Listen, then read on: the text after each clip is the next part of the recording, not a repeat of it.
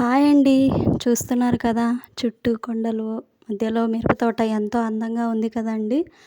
ఇలాంటి ప్రదేశాలను మనం పల్లెటూర్లలో మాత్రమే చూడగలమండి.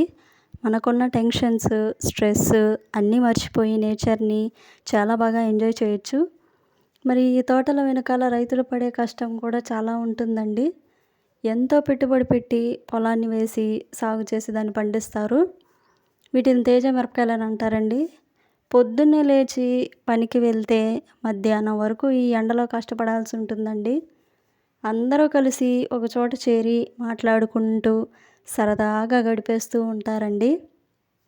అందరూ కలిసి ఒకే చోట ఉంటే ఆ ఆనందమే వేరుగా ఉంటుంది కదా!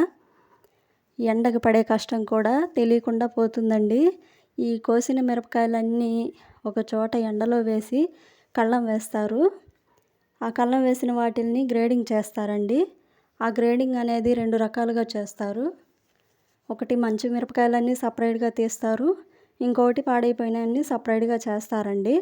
కానీ ఆ గ్రేడింగ్ చేసేటప్పుడు మాత్రం ఒకటే తుమ్ములు, దగ్గులు, విపరీతమైన కారొస్తుందండి. అయినా సరే ఒకరోజు కూలి కోసం ఈ ఎండకి కష్టపడుతూనే ఉంటారు. ఓకేనండి. బాయ్.